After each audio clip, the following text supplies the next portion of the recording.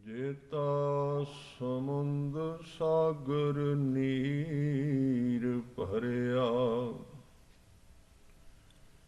एते अवगुण हमारे।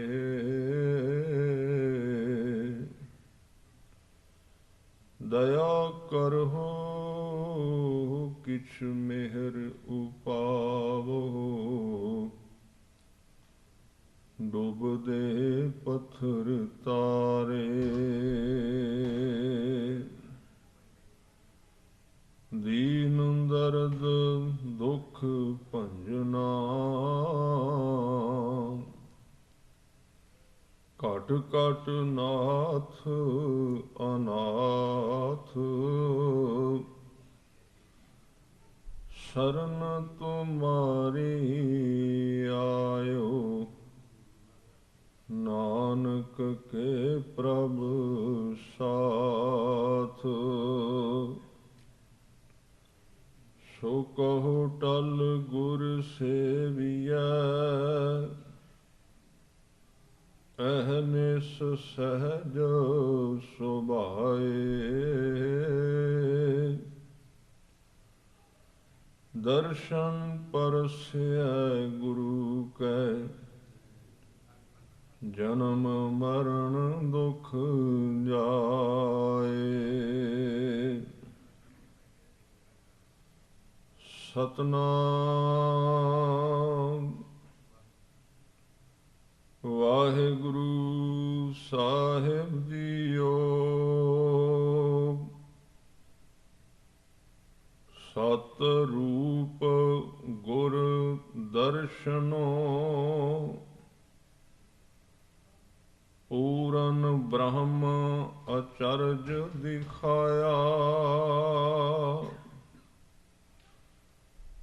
सतनाम करता पुरख, पार ब्रह्म परमेश्वर ध्याया। सत रूप गुर दर्शनो, पूरन ब्रह्म अचरज दिखाया। सतनाम करता पुरख, पार ब्रह्म परमेश्वर ध्याया। सतगुर शब्द ज्ञान सच, अनहद धुन विसमाद सुनाया।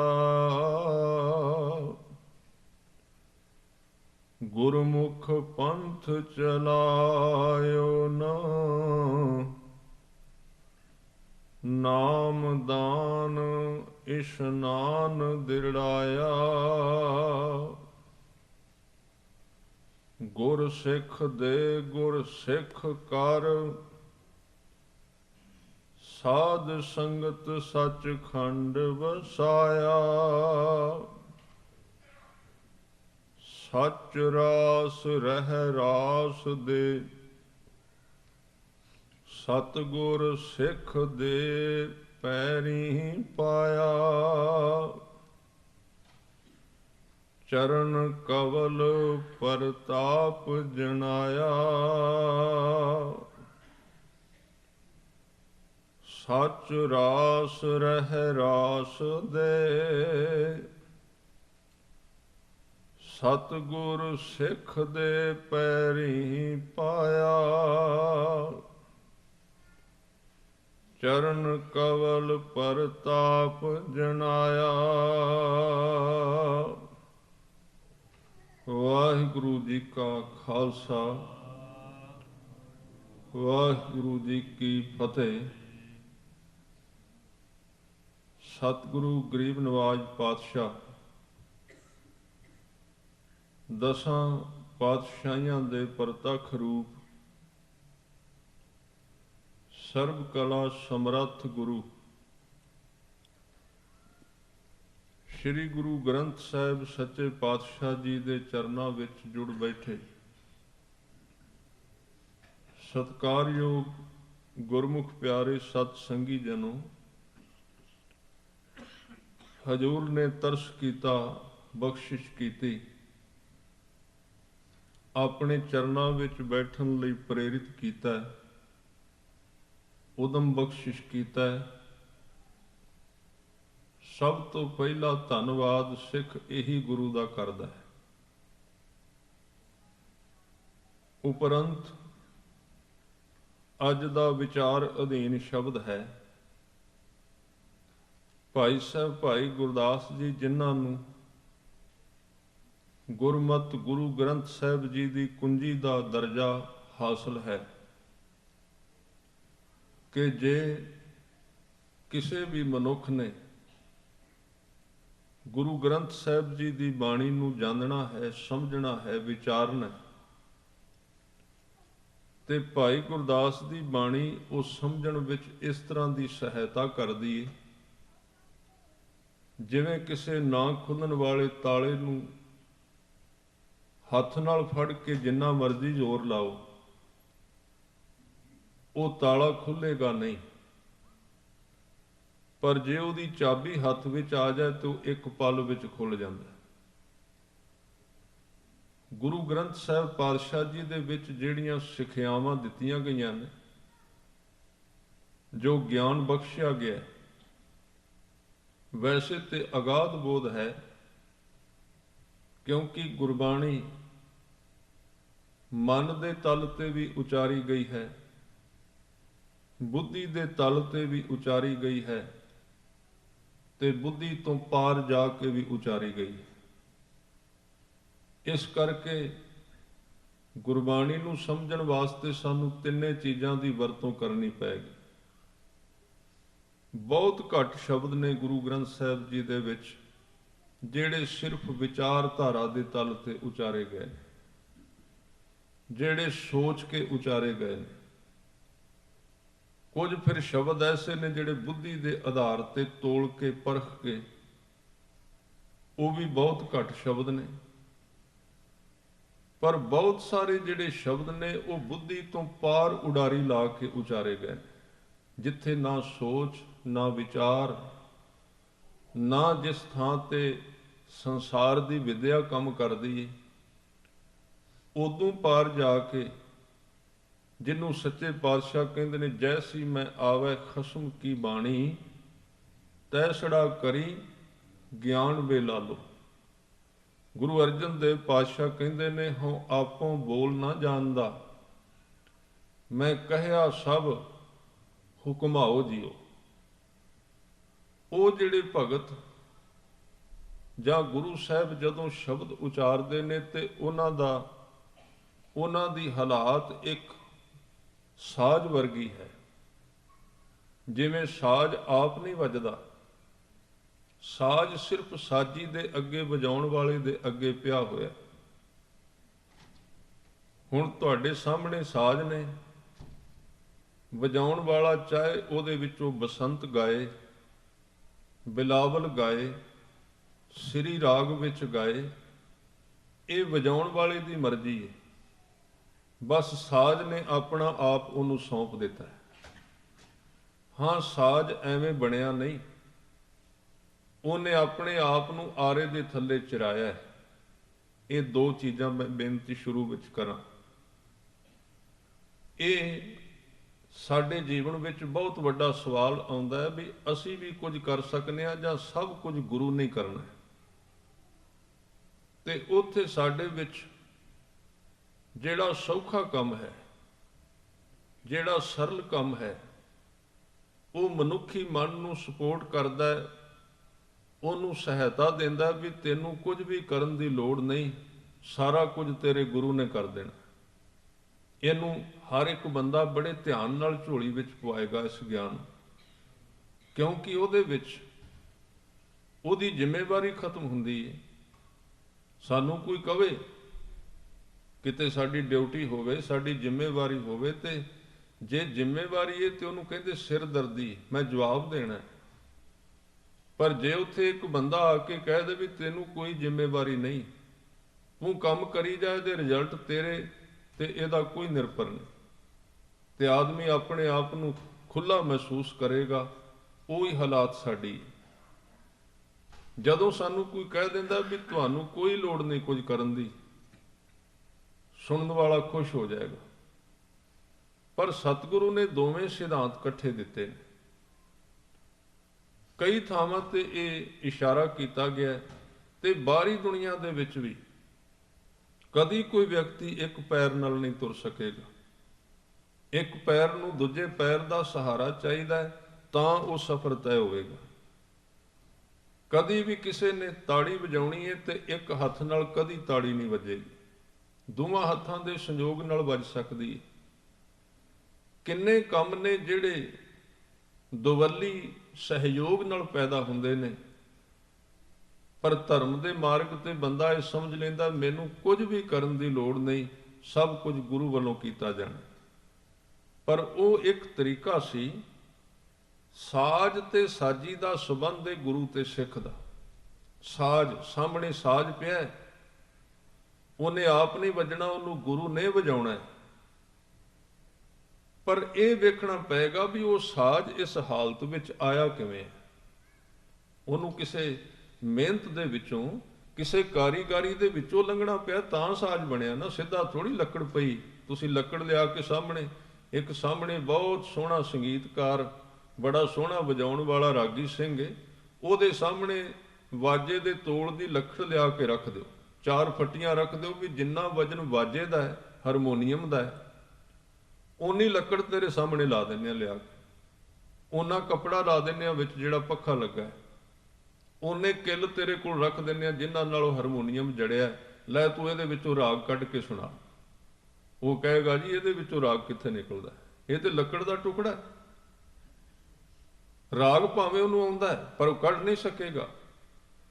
ਉਹ ਕਹੇਗਾ ਇਹਨੂੰ ਕਾਰੀਗਰ ਕੋਲ ਲੈ ਕੇ ਜਾਓ, ਕਾਰੀਗਰ ਫਿਰ ਉਹਨੂੰ ਆਰੇ ਦੇ ਥੱਲੇ ਰੱਖ ਕੇ ਮਿਣ ਕੇ ਪੂਰੀ ਤਰ੍ਹਾਂ ਉਹਦਾ ਸਾਜ਼ ਬਣਾਉਣ ਲਈ ਚੀਰੇਗਾ ਉਹਨੂੰ। ਜਦੋਂ ਚੀਰ ਕੇ ਉਹ ਤਿਆਰ ਕਰੇਗਾ ਤੇ ਚੀਰਨ ਤੋਂ ਬਾਅਦ ਉਹਨੂੰ ਤਰੀਕੇ ਦੇ ਨਾਲ ਜੜ ਕੇ ਉਸ ਰਾਗੀ ਦੇ ਸਿੰਘ ਦੇ ਸਾਹਮਣੇ ਰੱਖੇਗਾ ਤੇ ਫਿਰ ਉਹਦੇ ਵਿੱਚੋਂ ਸਾਜ਼ ਕੱਢੇਗਾ। ਸਿੱਖੀ ਦਾ ਨਮੂਨਾ ਇਹਦੇ ਵਿੱਚ ਸੰਪੂਰਨ ਹੈ। ਗੁਰੂ ਨੇ ਸਿੱਖ ਤੇ ਕੰਮ ਉਦੋਂ ਕਰਨਾ ਜਦੋਂ ਪਹਿਲਾਂ ਸਿੱਖ ਨੇ ਗੁਰੂ ਨੂੰ ਆਪਣਾ ਆਪ ਸੌਂਪ ਦੇਣਾ। ਗੁਰੂ ਨੇ ਫਿਰ ਉਹਨੂੰ ਭੰਨ ਕੇ ਘੜਨਾ। ਬਾਣੀ ਵਿੱਚ ਬਹੁਤ ਸ਼ਬਦ ਆਉਣਗੇ, ਭੰਨਣ ਘੜਨ ਸਮਰੱਥ। ਪਹਿਲਾਂ ਭੰਨੇਗਾ, ਯਾਦ ਰੱਖਣਾ। ਅੱਜ ਕੱਲ ਬੜੇ ਸੌਖੇ ਸੌਖੇ ਧਰਮ ਨਿਕਲੇ ਨੇ, ਕੰਧਾਂ ਤੇ ਲਿਖਿਆ ਹੈ ਧਰਮ ਜੋੜਤਾ ਹੈ ਤੋੜਤਾ ਨਹੀਂ। ਇਹ ਠੀਕ ਹੈ, ਧਰਮ ਜੋੜਦਾ ਬੰਦੇ ਨੂੰ ਰੱਬ ਨਾਲ, ਪਰ ਇਹ ਇੱਕ ਝੂਠ ਹੈ ਕਿ ਸਿੱਧਾ ਜੋੜ ਦਿੰਦਾ ਹੈ, ਜਿਵੇਂ ਦਾ ਵਿਅਕਤੀ ਹੈ ਉਵੇਂ ਦਾ ਜੋੜ ਦਿੰਦਾ ਨਹੀਂ। ਧਰਮ ਪਹਿਲਾਂ ਬੰਦੇ ਨੂੰ ਤੋੜਦਾ ਹੈ ਤੇ ਤੋੜਨ ਤੋਂ ਬਾਅਦ ਜੋੜਦਾ ਹੈ। ਤੋੜੇਗਾ ਤਾਂ ਹੀ। ਆ ਇੱਕ ਮਕਾਨ ਬਣਿਆ, ਅਸੀਂ ਕਹੀਏ ਇਹਦੇ ਵਿੱਚ ਜਿਵੇਂ ਇਹ ਵੀ ਖੜਾ ਰਹੇ ਤੇ ਹੋਰ ਮਕਾਨ ਇਹਦੇ ਥਾਂ ਤੇ ਬਣਾਉਣਾ ਹੈ, ਕਿਵੇਂ ਬਣ ਸਕਦਾ ਹੈ? ਪਹਿਲਾ ਮਕਾਨ ਹਟਾਉਣਾ ਪਏਗਾ, ਉਹਨੂੰ ਤੋੜਨਾ ਪਏਗਾ। ਜਿੰਨਾ ਚਿਰ ਪਹਿਲਾ ਮਕਾਨ ਟੁੱਟਦਾ ਨਹੀਂ, ਨਵਾਂ ਬਣਨਾ ਜਿਹੜਾ ਮੁਮਕਿਨ ਨਹੀਂ ਹੈ। ਇਸੇ ਕਰਕੇ ਕਬੀਰ ਜੀ ਨੇ ਇੱਧਰ ਇਸ਼ਾਰਾ ਕੀਤਾ ਹੈ। ਬਸ ਧਰਮ ਦੇ ਮਾਰਗ ਦੇ ਉੱਤੇ ਜਦੋਂ ਅਸੀਂ ਝਾਤੀ ਪਾਉਂਦੇ ਹਾਂ, ਧਰਮੀ ਭੀੜ ਦੀ ਕਮੀ ਕੋਈ ਨਹੀਂ, ਪਰ ਧਰਮ ਘੱਟ ਲੋਕਾਂ ਵਿੱਚ ਕਿਉਂ? ਕਿਉਂਕਿ ਸਾਨੂੰ ਇਹ ਵਿਚਾਰ ਦਿੱਤਾ ਜਾਂਦਾ ਤੁਸੀਂ ਜਿਵੇਂ ਦੇ ਵੀ ਹੋ ਇਸੇ ਤਰ੍ਹਾਂ ਹੀ ਰਹੋ, ਬਸ ਆਪਣੇ ਨਾਂ ਦੇ ਨਾਲ ਸਿੱਖ, ਹਿੰਦੂ ਤੇ ਮੁਸਲਮਾਨ ਜੋੜ ਲਓ, ਤੁਸੀਂ ਪ੍ਰਵਾਨ ਹੋ ਗਏ। ਜਿਵੇਂ ਦੇ ਵੀ ਹੋ। ਤੇ ਬੰਦਾ ਸੌਖੀਆਂ ਚੀਜ਼ਾਂ ਭਾਲਦਾ। ਜਿੰਨੇ ਗ੍ਰਾਹਕ ਲੋ ਕੁਆਲਿਟੀ ਮੰਗਣਗੇ ਉਨੀਆਂ ਨਕਲੀ ਚੀਜ਼ਾਂ ਬਾਜ਼ਾਰ ਵਿੱਚ ਆਉਣਗੀਆਂ। ਧਿਆਨ ਦੇਣਾ, ਮੁੱਲ ਨਹੀਂ ਨਾ ਧਾਰ ਸਕਦਾ ਆਦਮੀ। ਜਦੋਂ ਅਸੀਂ ਮੁੱਲ ਨਹੀਂ ਧਾਰ ਸਕਦੇ ਕਿਸੇ ਚੀਜ਼ ਦਾ, ਤੇ ਜਿਹੜੀਆਂ ਨਕਲੀ ਬਣਾਉਣ ਵਾਲੀਆਂ ਕੰਪਨੀਆਂ ਨੇ ਉਹਨਾਂ ਦੀ ਗ੍ਰਾਹਕੀ ਵੱਧਦੀ ਹੈ। ਦੁਨੀਆ ਦੇ ਵਿੱਚ ਝੂਠੇ ਗੁਰੂਆਂ ਦੀ ਤਾਦਾਦ ਉਦੋਂ ਹੀ ਵੱਧਦੀ ਹੈ ਜਦੋਂ ਗ੍ਰਾਹਕ ਜਿਹੜੇ ਨੇ ਉਹ ਮੁੱਲ ਨਹੀਂ ਧਾਰ ਸਕਦੇ, ਲੋ ਕੁਆਲਿਟੀ। ਉਹ ਕਹਿੰਦੇ ਨੇ ਮੁੱਲ ਸਾਡੇ ਕੋਲ ਹੈ ਨਹੀਂ। ਆਹ ਸਿੱਧਾ ਸਾਦਾ ਜਿਹਾ ਕੰਮ ਹੈ। ਇਸ ਕਰਕੇ ਅੱਜ ਇਸ ਜ਼ਮੀਨ ਦੇ ਉੱਤੇ ਨਕਲੀ ਧਾਰਮਿਕ ਆਗੂਆਂ ਦੀ ਭਰਮਾਰ ਹੈ। ਉਹਦਾ ਕਾਰਨ ਹੈ ਨਕਲੀ ਗ੍ਰਾਹਕ ਵੀ ਬਹੁਤ ਜ਼ਿਆਦਾ ਨੇ। ਜਿੰਨੇ ਗ੍ਰਾਹਕ ਜ਼ਿਆਦਾ ਹੋਣਗੇ ਬਾਜ਼ਾਰ ਦੇ ਵਿੱਚ, ਓਨੀਆਂ ਨਕਲੀ ਦਵਾਈਆਂ ਜ਼ਿਆਦਾ ਆਉਣਗੀਆਂ। ਇਸ ਕਰਕੇ ਇਹਦਾ ਸੰਬੰਧ ਜਿਹੜਾ ਹੈ ਆਦਮੀ ਦੇ ਭੰਨਣ ਤੇ ਘੜਨ ਨਾਲ ਸੰਬੰਧ ਹੈ। ਸਭ ਤੋਂ ਪਹਿਲਾਂ ਭੰਨਣ ਦਾ ਮਤਲਬ ਹੈ ਜਿਹੜੀ ਸਾਡੀ ਵਿਚਾਰ ਜਿਵੇਂ ਅਸੀਂ ਜਿਉਂ ਰਹੇ ਹਾਂ ਇਹਨੂੰ ਤੋੜੇਗਾ ਗੁਰੂ। ਅਸੀਂ ਕਹਿੰਦੇ ਨਾ ਵੀ ਗਿਆਨ ਗੁਰੂ ਕੋਲੋਂ ਮਿਲਦਾ ਗਿਆਨ, ਪਹਿਲਾਂ ਤੇ ਗੁਰੂ ਨੇ ਸਾਡਾ ਗਿਆਨ ਤੋੜਨਾ, ਉਹਨੂੰ ਮਿਥਿਆ ਗਿਆਨ ਕਹਿੰਦੇ। ਮਿਥਿਆ ਦਾ ਮਤਲਬ ਜੋ ਅਸੀਂ ਆਪ ਹੀ ਫਿਕਸ ਕਰ ਲਿਆ, ਜੋ ਅਸੀਂ ਝੂਠਾ ਗਿਆਨ ਸਮਾਜ ਦੇ ਵਿੱਚੋਂ ਖਿੱਚਿਆ, ਜਿਹੜੀਆਂ ਵਿਚਾਰਾਂ ਸਾਨੂੰ ਝੂਠੀਆਂ, ਕਿਉਂਕਿ ਜਿਹਨੇ ਸਾਨੂੰ ਦਿੱਤਾ ਉਹਦਾ ਵੀ ਤਜਰਬਾ ਝੂਠਾ ਸੀ। ਸਾਡੇ ਜਿਹੜੇ ਪਹਿਲਾਂ ਸਮਾਜ ਧਾਰਕ, ਜਿਹੜੇ ਸਾਡੇ ਪਿਓ ਦਾਦੇ ਜਿਨ੍ਹਾਂ ਨੇ ਸਮਝਾਇਆ, ਜੋ ਕੁਝ ਉਹਨਾਂ ਨੇ ਕੀਤਾ ਸਾਨੂੰ ਉਹ ਹੀ ਦੇ ਸਕਦੇ ਨੇ। ਉੱਥੇ ਇੱਕੋ ਹੀ ਚੀਜ਼ ਸਮਝਾਈ ਜਾਂਦੀ ਬਾਜ਼ਾਰ ਵਿੱਚ, ਸੰਸਾਰ ਵਿੱਚ। ਬੱਚਾ ਜਿਉਂ ਹੀ ਹੋਸ਼ ਕਰਦਾ ਹੈ ਉਹਨੂੰ ਕਹਿੰਦੇ ਨੇ ਤੂੰ 3 ਚੀਜ਼ਾਂ ਵਿੱਚ ਕਾਮਯਾਬ ਹੋਣਾ ਹੈ। ਉਹਦੇ ਛੋਟੇ ਜਿਹੇ ਦਿਮਾਗ ਦੇ ਵਿੱਚ ਇਹ ਖਿਆਲ ਭਰ ਦਿੱਤਾ ਜਾਂਦਾ, ਉਹ 3 ਚੀਜ਼ਾਂ ਨੇ। ਜਦੋਂ ਇਹ ਤਿੰਨੇ ਚੀਜ਼ਾਂ ਤੇਰੇ ਕੋਲ ਆ ਗਈਆਂ, ਸਮਝ ਲਈ ਤੂੰ ਕਾਮਯਾਬ ਹੋ ਗਿਆ, ਦੁਨੀਆ ਵਿੱਚ ਸਫਲ ਹੋ ਗਿਆ। ਉਹ 3 ਚੀਜ਼ਾਂ ਕਿਹੜੀਆਂ ਨੇ? ਪਦਾਰਥਵਾਦ ਦਾ ਇਹ ਇੱਕ ਬਹੁਤ ਵੱਡਾ ਮੈਥ ਹਿਸਾਬ ਹੈ। ਉਹ 3 ਚੀਜ਼ਾਂ ਦੇ ਉੱਤੇ ਆਧਾਰਿਤ ਜੀਵਨ ਨੂੰ ਮੰਨਦੇ। ਉਹ ਕਹਿੰਦੇ ਕੁੱਲੀ, ਗੁੱਲੀ ਤੇ ਜੁੱਲੀ ਬੰਦੇ ਦੀਆਂ 3 ਲੋੜਾਂ ਨੇ ਸਿਰਫ। ਉਹਨੇ ਵਧੀਆ ਮਕਾਨ ਬਣਾਉਣਾ, ਉਹਨੇ ਵਧੀਆ ਸਵਾਰੀ ਲੈਣੀ, ਚੰਗੇ ਖਾਣ ਪੀਣ ਦਾ ਪ੍ਰਬੰਧ ਕਰਨਾ ਹੈ। ਜਿੱਦਣ ਇਹ ਸਾਰਾ ਕੁਝ ਪੂਰਾ ਹੋ ਗਿਆ ਤੇ ਸਮਾਜ ਕਹਿੰਦਾ ਵੀ ਇਹ ਵਿਅਕਤੀ ਕਾਮਯਾਬ ਹੋ ਗਿਆ। ਪਰ ਜੇ ਗੁਰੂ ਗ੍ਰੰਥ ਸਾਹਿਬ ਜੀ ਨੂੰ ਪੁੱਛੋ, ਕਹਿੰਦੇ ਨਹੀਂ, ਕਾਮਯਾਬ ਹੋਇਆ ਨਹੀਂ, ਅਜੇ ਇਹਨੂੰ ਸਾਧਨ ਲੱਭਿਆ ਦੁਨੀਆ ਵਿੱਚ ਰਹਿਣ ਦਾ, ਕਾਮਯਾਬੀ ਨਹੀਂ ਹੈ। ਹਾਂ, ਇਹ ਮੰਨਿਆ ਜਾ ਸਕਦਾ ਹੈ ਕਿ ਇਹ 3 ਚੀਜ਼ਾਂ ਜਿਸ ਆਦਮੀ ਕੋਲ ਆ ਗਈਆਂ, ਰਹਿਣ ਵਾਸਤੇ ਵਧੀਆ ਮਕਾਨ, ਪਹਿਨਣ ਵਾਸਤੇ ਚੰਗਾ ਕੱਪੜਾ, ਖਾਣ ਵਾਸਤੇ ਚੰਗੀ ਰੋਟੀ, ਵਧੀਆ ਸਵਾਰੀ, ਇਹ ਵਿਅਕਤੀ ਸੰਸਾਰ ਵਿੱਚ ਰਹਿਣ ਦੇ ਯੋਗ ਹੋ ਗਿਆ। ਪਰ ਇਹ ਸਫਲ ਹੋ ਗਿਆ ਜ਼ਿੰਦਗੀ ਵਿੱਚ। ਜਿਸ ਗੁਰੂ ਨੂੰ ਮੱਥਾ ਟੇਕ ਕੇ ਪਰਿਕਰਮਾ ਕਰਨੇ ਆ, ਪੁੱਛ ਕੇ ਵੇਖੋ, ਉਹ ਨਹੀਂ ਮੰਨਦੇ। ਉਹ ਕਹਿੰਦੇ ਨਹੀਂ, ਇਹ ਕਾਮਯਾਬ ਨਹੀਂ ਹੋਇਆ। ਕਾਮਯਾਬ ਕਦੋਂ ਹੋਵੇਗਾ? ਸਫਲ ਭਈ ਸਫਲ ਯਾਤਰਾ, ਆਵਣ ਜਾਣ ਰਹੇ ਮਿਲੇ ਸਾਧਾ। ਜਿਸ ਦਿਨ ਵਿਅਕਤੀ ਨੂੰ, ਜਿਨਨੇ ਇਹਨੂੰ ਸਿਰਜਿਆ, ਜਿਹਨੂੰ ਬਣਾਇਆ ਹੈ, ਉਹ ਜਿਨ੍ਹਾਂ ਦੇ ਮਨ ਵਿੱਚ ਵਸਿਆ ਹੈ, ਜਿੱਥੇ ਤੁਸੀਂ ਬੈਠੇ ਹੋ, ਸੰਗਤ ਮਿਲੇਗੀ, ਗੁਰਬਾਣੀ ਨਾਲ ਜੁੜੇਗਾ, ਨਾਮ ਨਾਲ ਜੁੜੇਗਾ ਤੇ ਅੰਦਰੋਂ ਖੁਸ਼ ਹੋਵੇਗਾ, ਵਿਕਾਸ ਉਹਦੇ ਵਿੱਚ ਆਏਗਾ, ਕ੍ਰਾਂਤੀ ਆਵੇਗੀ, ਬਸੰਤ ਆਵੇਗੀ ਉਹਦੀ ਜ਼ਿੰਦਗੀ ਵਿੱਚ। ਉਸ ਰੁੱਖ ਵਰਗਾ ਨਹੀਂ ਜਿਹਦੀ ਜੜ ਜ਼ਮੀਨ ਤੋਂ ਅਲੱਗ ਹੈ। ਉਹ ਆਪਣੀ ਜੜ ਨਾਲ ਜੁੜ ਜਾਏਗਾ, ਆਪਣੇ ਸੈਂਟਰ ਦੇ ਨਾਲ, ਆਪਣੇ ਕੇਂਦਰ ਦੇ ਨਾਲ, ਜਿੱਥੋਂ ਸਾਰੀ ਜ਼ਿੰਦਗੀ ਦੀ ਖੁਸ਼ੀ ਆ ਰਹੀ ਹੈ, ਜਿੱਥੋਂ ਅਸੀਂ ਬਾਹਰੋਂ ਖੁਸ਼ੀ ਲੱਭ ਰਹੇ ਹਾਂ। ਸਤਿਗੁਰੂ ਕਹਿੰਦੇ ਉਹਦੇ ਵਿੱਚ ਕਿਤੇ ਕਿਸੇ ਰੁੱਖ ਨੂੰ ਤੁਸੀਂ ਆਕਾਸ਼ ਵੱਲ ਜੜ੍ਹਾਂ ਕਰਕੇ ਖੜਾ ਕਰ ਦਿਓ, ਉਹ ਕਿਵੇਂ ਹਰਾ ਰਹਿ ਸਕਦਾ ਹੈ? ਸਾਡੀ ਜ਼ਿੰਦਗੀ ਦੀ ਜੜ ਅਸੀਂ ਪਦਾਰਥ ਵਿੱਚ ਲਾ ਦਿੱਤੀ ਹੈ, ਇਸੇ ਕਰਕੇ ਜੀਵਨ ਸੁੱਕਾ ਹੋਇਆ। ਸਤਿਗੁਰੂ ਨੇ ਕਿਹਾ ਰੁੱਖ ਉਹ ਹਰਾ ਹੋਵੇਗਾ ਜਿਹਨੂੰ ਜ਼ਮੀਨ ਵਿੱਚ ਲਾਇਆ ਜਾਏ, ਧਰਤੀ ਵਿੱਚ। ਜੀਵਨ ਉਹ ਹਰਾ ਹੋਏਗਾ ਜਿਹੜਾ ਜੀਵਨ ਦਾਤੇ ਦੇ ਨਾਲ ਜੁੜ ਕੇ ਜੀਵੇਗਾ। ਜਿਹੜਾ ਉਹਦੇ ਤੋਂ ਟੁੱਟ ਕੇ ਜਿਉਂਦਾ, ਉਹਦੇ ਤੇ ਸੰਬੰਧ ਹੀ ਟੁੱਟ ਗਿਆ ਜੀਵਨ ਦੇ ਨਾਲ। ਜਿਉਣ ਵਾਲੀ ਚੀਜ਼ ਹੋਵੇ, ਨਹੀਂ ਤਾਂ ਆਦਮੀ ਜਿਉਂਦਾ ਨਹੀਂ ਹੋਵੇਗਾ। ਇਸ ਕਰਕੇ ਸਭ ਤੋਂ ਪਹਿਲਾਂ ਸਤਿਗੁਰੂ ਕਹਿੰਦੇ ਤੈਨੂੰ ਗੁਰੂ ਜੋੜੇਗਾ ਤਾਂ ਪਹਿਲਾਂ ਤੂੰ ਆਪਣਾ ਆਪ ਆਪਣੇ ਗੁਰੂ ਨੂੰ ਸੌਂਪ ਦੇ। ਉਹ ਤੇਰੀਆਂ ਪੁਰਾਣੇ ਗਿਆਨ ਨੂੰ ਤੋੜੇਗਾ ਸਭ ਤੋਂ ਪਹਿਲਾਂ, ਹੋਰ ਕੁਝ ਨਹੀਂ ਕਰਨਾ। ਜਿਹੜਾ ਸਾਡਾ ਗਿਆਨ ਪੁਰਾਣਾ ਜੰਮਿਆ ਪਿਆ ਨਾ ਸਾਡੇ ਇਸ ਦਿਮਾਗ ਦੇ ਵਿੱਚ, ਗੁਰੂ ਸਾਹਿਬ ਪਹਿਲਾਂ ਉਹਨੂੰ ਡਿਲੀਟ ਕਰਨਗੇ, ਭਈ ਕੱਢ ਇਹਨਾਂ ਵਿਚਾਰਾਂ ਨੂੰ, ਇਹ ਤੇਰੇ ਖਿਆਲ ਠੀਕ ਨਹੀਂ। ਸਭ ਤੋਂ ਪਹਿਲਾਂ ਉਸ ਗਿਆਨ ਨੂੰ ਕੱਟਦਾ ਗੁਰੂ, ਵੱਢ ਦਿੰਦਾ। ਇਸ ਕਰਕੇ ਗੁਰੂ ਗੋਬਿੰਦ ਸਿੰਘ ਪਾਤਸ਼ਾਹ ਨੇ ਸਿੱਖ ਨੂੰ ਕਿਹਾ ਮੈਨੂੰ ਤੇਰਾ ਸਿਰ ਚਾਹੀਦਾ ਜੇ ਤੂੰ ਅੰਮ੍ਰਿਤ ਦੀ ਦਾਤ ਲੈਣੀ ਹੈ। ਸਿਰ ਕਿਉਂ ਵੱਢਿਆ? ਸਿਰ ਵੱਢਣ ਦਾ ਮਤਲਬ ਸੀ ਜੋ ਕੁਝ ਤੂੰ ਹੁਣ ਤੱਕ ਸਮਾਜ ਵਿੱਚੋਂ ਤੈਨੂੰ ਸਿਖਾਇਆ ਗਿਆ ਨਾ, ਝੂਠ, ਬਈ ਇੱਥੇ ਸਿਰਫ ਖੋ ਕੇ ਆਪਣੇ ਘਰ ਲਿਆਉਣਾ ਬਾਹਰੋਂ ਇਕੱਠਾ ਕਰਕੇ ਦਿਨ ਰਾਤ, ਇਹ ਵੱਢਣਾ ਤੇਰੇ ਵਿੱਚੋਂ ਪਹਿਲਾਂ। ਜਦੋਂ ਇਹ ਤੇਰੇ ਵਿੱਚੋਂ ਵੱਢਿਆ ਜਾਏਗਾ ਫਿਰ ਮੈਂ ਤੇਰੇ ਤੇ ਨਵਾਂ ਸਿਰ ਲਾਉਂਗਾ। ਇਹ ਤੁਸੀਂ ਕਹਾਣੀ ਸੁਣੀ ਹੈ ਨਾ, ਵੀ ਗੁਰੂ ਸਾਹਿਬ ਨੇ ਸਿਰ ਵੱਢ ਕੇ ਸਿਰ ਜੋੜੇ। ਇਹ ਵਰਤਿਆ ਵੀ, ਇਹ ਅੱਜ ਵੀ ਵਰਤਾ ਹੈ। ਇਹ ਬਾਹਰਲੀ ਤੌਰ ਤੇ, ਫਿਜ਼ੀਕਲ ਤੌਰ ਤੇ, ਸਰੀਰਕ ਤੌਰ ਤੇ ਵੀ ਵਰਤਿਆ ਤੇ ਹੁਣ ਰੋਜ਼ ਵਰਤਦਾ ਹੈ। ਉਹਦਾ ਮਤਲਬ ਸੀ ਗੁਰੂ ਸਾਹਿਬ ਸਾਡੇ ਵਿਚਾਰਾਂ ਨੂੰ ਕੱਟ ਕੇ ਨਵੇਂ ਵਿਚਾਰ ਵਿੱਚ ਪਾਉਂਦੇ ਨੇ। ਗੁਰੂ ਗ੍ਰੰਥ ਸਾਹਿਬ ਵਿੱਚ ਜਿਹੜੇ ਵਿਚਾਰ ਪੁਰਾਣੇ ਸਿਰ ਵੱਢ ਕੇ ਨਵੇਂ ਸਿਰ ਲਾਉਂਦੇ ਨੇ। ਇੱਥੇ ਵਿਚਾਰ ਕੱਟਦੇ ਨੇ। ਅਸੀਂ ਆ ਕੇ ਇਹ ਕੰਮ ਗੁਰਦੁਆਰੇ ਆਉਣ ਦਾ। ਕੋਈ ਗੁਰਦੁਆਰਾ ਜਿਵੇਂ ਅਸੀਂ ਅੱਜ ਬਣਾ ਦਿੱਤਾ ਹੈ, ਜਿਹੜੀ ਖੱਡ ਵਿੱਚ ਉਦੋਂ ਬ੍ਰਾਹਮਣ ਡਿੱਗਾ ਸੀ ਤੇ ਗੁਰੂ ਸਾਹਿਬ ਨੇ ਉਹਨੂੰ ਕਿਹਾ ਵੀ ਤੂੰ ਆਪ ਵੀ ਡੁੱਬੈਂ ਤੇ ਪਿੱਛੇ ਤੁਰਨ ਵਾਲਿਆਂ ਨੂੰ ਡੁੱਬੀ ਜਾਣਾ ਹੈ, ਮੇਰੇ ਖਿਆਲ ਵਿੱਚ 80% ਅਸੀਂ ਵੀ ਡੁੱਬ ਗਏ। ਉਹਨਾਂ ਵਿੱਚ ਇਹ ਸੀ, ਮੇਲਿਆਂ ਤੇ ਜਾਓ, ਪੂਜਾ ਕਰੋ, ਫੁੱਲ ਚੜਾਓ, ਨਦੀ ਵਿੱਚ ਨਹਾਓ, ਪੰਡਤ ਨੂੰ ਦਾਨ ਦਿਓ ਤੇ ਘਰ ਜਾਓ, ਜੋ ਮਰਜ਼ੀ ਕਰੋ। ਉਹਦੇ ਕੰਨ ਵਿੱਚ ਕੁਝ ਕਿਹਾ ਨਹੀਂ ਸੀ ਜਾਂਦਾ ਵੀ ਤੂੰ, ਤੇਰੀ ਜ਼ਿੰਦਗੀ ਦਾ ਰਾਹ ਕੀ ਹੈ। ਤੇ ਬੜਾ ਸੋਹਣਾ ਬੰਦੇ ਨੇ ਪ੍ਰਬੰਧ ਕੀਤਾ। ਕਹਿੰਦੇ ਨੇ ਪਹਿਲਾਂ ਮੂਰਤੀਆਂ ਨਹੀਂ ਸਨ, ਜਦੋਂ ਪਹਿਲਾਂ ਸੰਸਾਰ ਸੀ ਉਦੋਂ ਉਪਦੇਸ਼ ਚੱਲਦਾ ਸੀ, ਉਦੋਂ ਉਪਦੇਸ਼ ਲੈਂਦਾ ਸੀ ਆਦਮੀ। ਫਿਰ ਬੰਦੇ ਨੇ ਸੋਚਿਆ ਇਹ ਰੱਬ ਤੇ ਬਹੁਤ ਮਹਿੰਗਾ ਪੈਂਦਾ ਹੈ, ਜਿਹੜਾ ਰੋਜ਼ ਮੈਨੂੰ ਪੁੱਛਦਾ ਵੀ ਤੂੰ ਕੀ ਕੀਤਾ ਤੇ ਕੀ ਨਹੀਂ ਕੀਤਾ, ਕਿਆ ਤੈ ਖਟਿਆ ਕਹਾਂ ਗਵਾਇਆ। ਕੋਈ ਇਸ ਤਰ੍ਹਾਂ ਦਾ ਰੱਬ ਲੱਭੀਏ ਜਿਹਨੂੰ ਨਾ ਦਿਸੇ, ਨਾ ਸੁਣਿਆ ਜਾਏ ਤੇ ਨਾ ਬੋਲਿਆ ਜਾਏ। ਇਹ ਤਿੰਨੇ ਕੰਮ ਹੋਣ ਤੇ ਫਿਰ ਇੱਕ ਰੱਬ ਲੱਭਿਆ ਗਿਆ, ਪੱਥਰ ਦਾ, ਹਥੌੜੀ ਤੇ ਛੈਣੀ ਨਾਲ ਬਣਦਾ, ਉਹ ਘੜਿਆ ਗਿਆ। ਉਸ ਦੇਵਤੇ ਦੀ ਗੱਲ ਦੀ ਇੱਥੇ ਲੋੜ ਨਹੀਂ। ਬ੍ਰਹਮੇ ਨੇ 4 ਵੇਦ ਉਚਾਰੇ ਨੇ ਤੇ 4 ਵੇਦਾਂ ਦੇ ਵਿੱਚ ਜਿੱਥੇ ਕੁਝ ਇਸ ਤਰ੍ਹਾਂ ਦੀਆਂ ਗੱਲਾਂ ਨੇ ਜਿਹੜੀਆਂ ਪਤਾ ਨਹੀਂ ਕਿੱਥੋਂ ਪਈਆਂ ਜਾਂ ਰਲੇਵਾ ਹੋਇਆ, ਪਰ ਕੁਝ ਚੰਗਾ ਵੀ ਤਾਂ ਹੈ ਨਾ ਉਹਨਾਂ ਵਿੱਚ।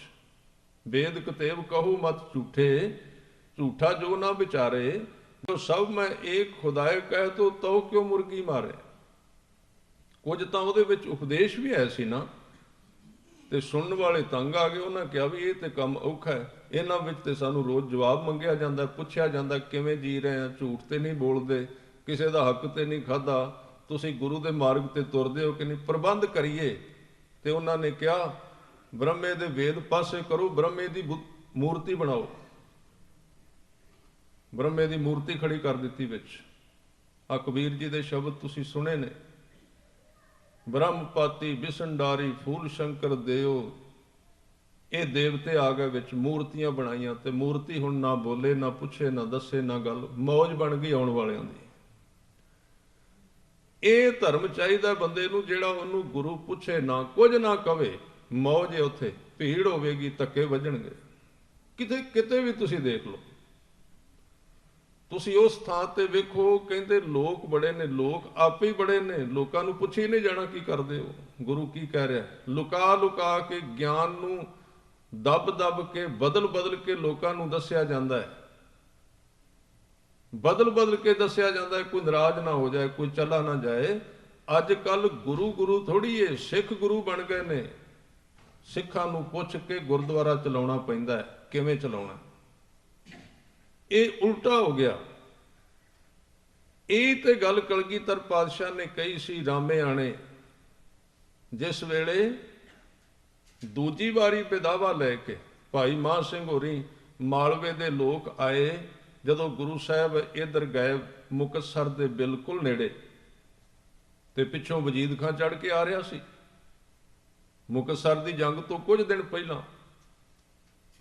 ਤੇ ਲਾਹੌਰ ਦਰਬਾਰ ਦੇ ਨਾਲ ਸੰਬੰਧ ਰੱਖਦੇ ਸੀ ਮਾਝੇ ਦੇ ਸਿੰਘ, ਜਿਹੜੇ ਭਾਈ ਮਾਨ ਸਿੰਘ ਹੋਰੀ, ਜਿਹੜੇ ਸਾਰੇ ਸਿੰਘ ਸਨ, ਤੇ ਇਹਨਾਂ ਦੇ ਨਾਲ ਹੋਰ ਪਰਿਵਾਰ, ਕਿਉਂਕਿ ਲਾਹੌਰ, ਗੁਜਰਾਂਵਾਲਾ, ਸ਼ੇਖੂਪੁਰਾ, ਅੰਮ੍ਰਿਤਸਰ, ਗੁਰਦਾਸਪੁਰ, ਇਹ ਸਾਰਾ ਮਾਝਾ, ਪੁਰਾਣਾ ਮਾਝਾ ਹੀ ਸੀ। ਉਹਦੇ ਤਰੀਕੇ ਦੇ ਨਾਲ ਇਹਨੂੰ ਅੱਧ ਵਿੱਚੋਂ ਵੱਢ ਦਿੱਤਾ ਗਿਆ ਨਾ, ਵੀ ਨਾ ਉਧਰ ਰਹੇ ਤੇ ਨਾ ਉਧਰ। ਇਹਨੂੰ ਇਸ ਤਰੀਕੇ ਨਾਲ ਵੱਢਿਆ ਗਿਆ, ਅੱਧਾ ਕਸ਼ਮੀਰ ਉਧਰ, ਅੱਧਾ ਇੱਧਰ, ਅੱਧਾ ਮਾਝਾ ਉਧਰ, ਅੱਧਾ ਇੱਧਰ। ਤਾਂ ਉਹਨਾਂ ਦੇ ਲਾਹੌਰ ਦੀ ਸਰਕਾਰ ਦੇ ਵਿੱਚ ਕੁਦਰਤੀ ਤੌਰ ਤੇ ਜਿੱਥੇ ਬੰਦਾ ਰਹਿੰਦਾ ਉੱਥੇ ਸੰਬੰਧ ਸਨ।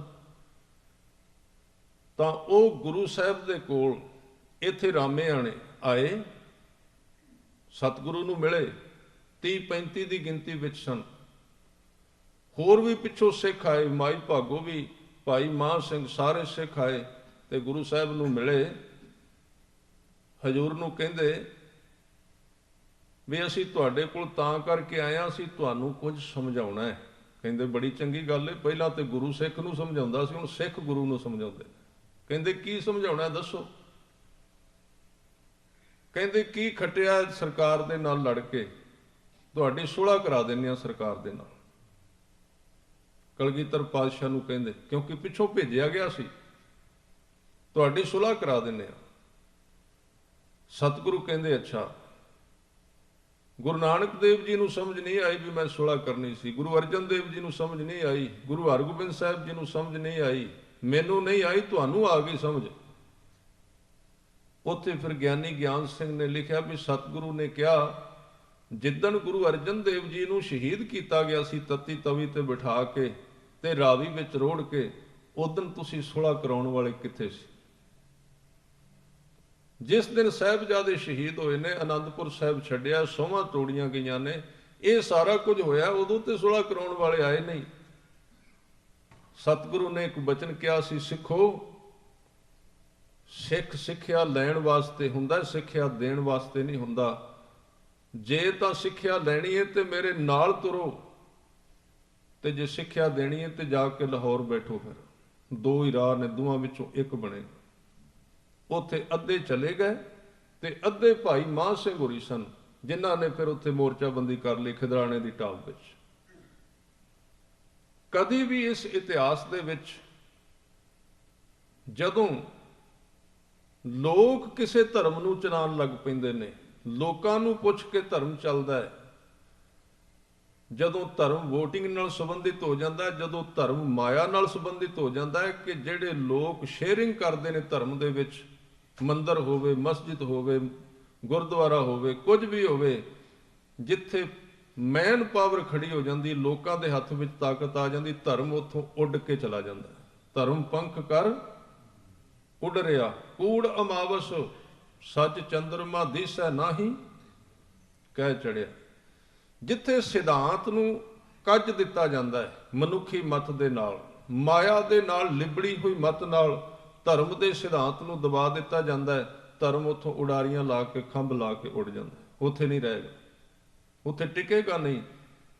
ਇਸੇ ਕਰਕੇ 9ਵੇਂ ਪਾਤਸ਼ਾਹ ਦਾ ਜਨਮ ਅੰਮ੍ਰਿਤਸਰ ਵਿੱਚ ਹੋਇਆ, ਪਰ ਜਦੋਂ ਉਹਨਾਂ ਵਿੱਚ ਸੱਚ ਦਾ ਪ੍ਰਕਾਸ਼ ਪਹਿਲਾਂ ਵੀ ਸੀ ਤੇ ਉਹ ਗੁਰਤਾ ਗੱਦੀ ਤੇ ਬੈਠੇ ਤੇ ਅੰਮ੍ਰਿਤਸਰ ਆਏ ਦਰਸ਼ਨ ਕਰਨ ਵਾਸਤੇ। ਸਭ ਤੋਂ ਪਹਿਲਾਂ ਅੰਮ੍ਰਿਤਸਰ ਗਏ।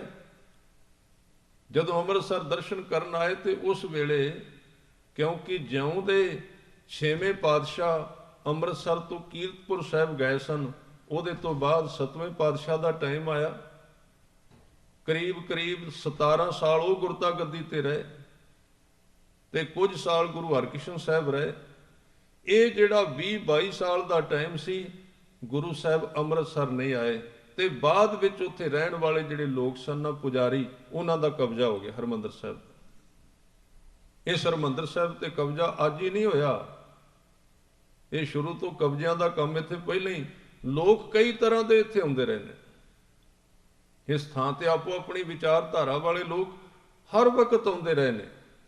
ਉਦੋਂ ਵੀ ਪੁਜਾਰੀ ਸਨ। 20 ਸਾਲ ਤੋਂ ਹੁਣ ਉਹਨਾਂ ਨੇ ਉੱਥੇ ਆਪਣਾ ਰੋਜੀ ਰੋਟੀ ਦਾ ਸਾਧਨ ਚਲਾਇਆ ਸੀ, ਭੇਟ ਤਾਂ ਚੜ੍ਹਦੀ ਸੀ, ਸਿੱਖ ਆਉਂਦੇ ਸਨ, ਗੁਰੂ ਕਾ ਸਥਾਨ ਸੀ, ਦਰਸ਼ਨ ਕਰਦੇ ਸਨ, ਭੇਟਾਂ ਦਿੰਦੇ ਸਨ, ਮਸੰਦਾਂ ਨੂੰ ਚੜ੍ਹਦਾ ਸੀ ਸਾਰਾ ਕੁਝ।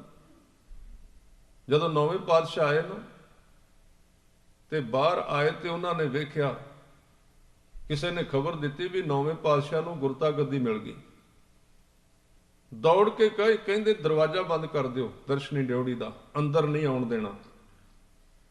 ਇਹ ਉਹ ਥਾਂ ਹੈ ਜਿੱਥੇ ਗੁਰੂ ਨੂੰ ਵੀ ਆਉਣ ਤੋਂ ਰੋਕ ਦਿੱਤਾ ਗਿਆ ਸੀ, ਜਿਨ੍ਹਾਂ ਨੂੰ ਗੁਰਤਾ ਗੱਦੀ ਮਿਲੀ 9ਵੇਂ ਪਾਤਸ਼ਾਹ। ਜਦੋਂ ਦਰਵਾਜ਼ਾ ਬੰਦ ਹੋਇਆ, ਸਿੱਖ ਨਾਲ ਸਨ, ਕਹਿੰਦੇ ਮਹਾਰਾਜ ਮਸੰਦਾ ਨੂੰ ਡਰ ਹੈ, ਜੇ ਤੁਸੀਂ ਆ ਗਏ ਗੱਲ ਤੇ ਪਿੱਛੇ ਗੋਲਕ ਦੀ, ਹੋਰ ਲੜਾਈ ਕਾਹਦੀ ਹੈ?